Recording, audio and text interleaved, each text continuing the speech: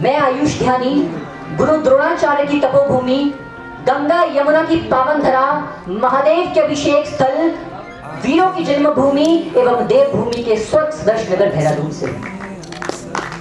गौर करो ए भारतवासियों, इतिहास की पुकार सुनो, जब एक चुनाव से चलता था देश हमारा, वही स्वर्णिम दौर चुनो और अब रणभेरी बज उठी है। अब रणभेरी बज उठी है, फिर ज्वालाओं को धार दो, एक राष्ट्रीय चुनाव से फिर भारत को आकार दो। राष्ट्रपति महोदय, आज बात होगी एक राष्ट्रीय चुनाव के संकल्प की, नई संभावनाओं की, विकसित भारत के महायज्ञ की, मां भारती की अस्मिता की और न्यू इंडिया के 140 करोड़ लोगों की उम्मीदों की। सभापति महोदय, चुनाव लोकतंत्र का उत्सव है, परंतु जब यही उत्सव विकास में बार बार बाधा बन जाए तो समझना होगा, समझाना होगा और बदलना होगा। यदि भारत माता 2019 में आचार संहिता लगी, संपूर्ण भारत के 2 करोड़ किसान 2000 की सम्मान निधि से वंचित रह गया। नाम आया, 250 करोड़ की परियोजनाएं सड़क की ठप पड़ गई। फिर वही कहानी, फिर वही नुकसान। महाराष्ट्र में चुनावी शोर था, 500 अस्पतालों का आधुनिकीकरण थम गया।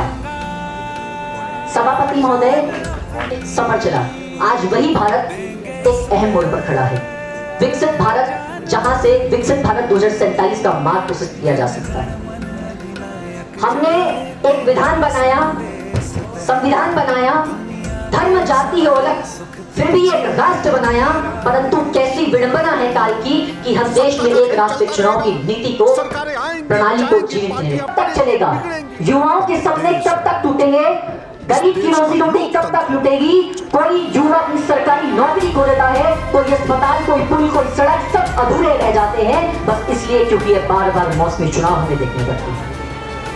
वर्ष 2019 के लोकसभा चुनाव में 70 लाख अधिकारियों की तैनाती हुई। चुनाव आयोग, विधि आयोग और नीति आयोग की रिपोर्ट के तहत एक राष्ट्रीय चुनाव से 12,000 करोड़ की बचत होगी।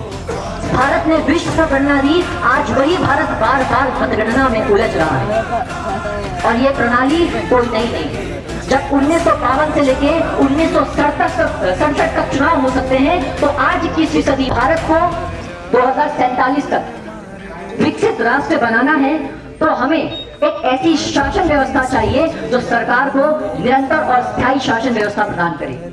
वो देश जो हर वक्त लगातार मौसमी चुनाव में उलझ रहा हो, कैसे विकसित भारत 2047 का सपना साकार कर सकता है? हमारे वर्तमान यशस्वी प्रधानमंत्री जी ने भी कहा है कि 5 साल के कार्यकाल में से अगर हम 6 महीने शुरुआत के चुनाव को भी दे देते हैं, तो 56 इंच का सीना ठोककर हम राष्ट्रीय उत्थान के लिए, विकसित भारत 2047 के लिए, गरीबी को परास्त करने के लिए, भारत को विश्व की सबसे बड़ी अर्थव्यवस्था बनाने के लिए काम करेंगे। अंत में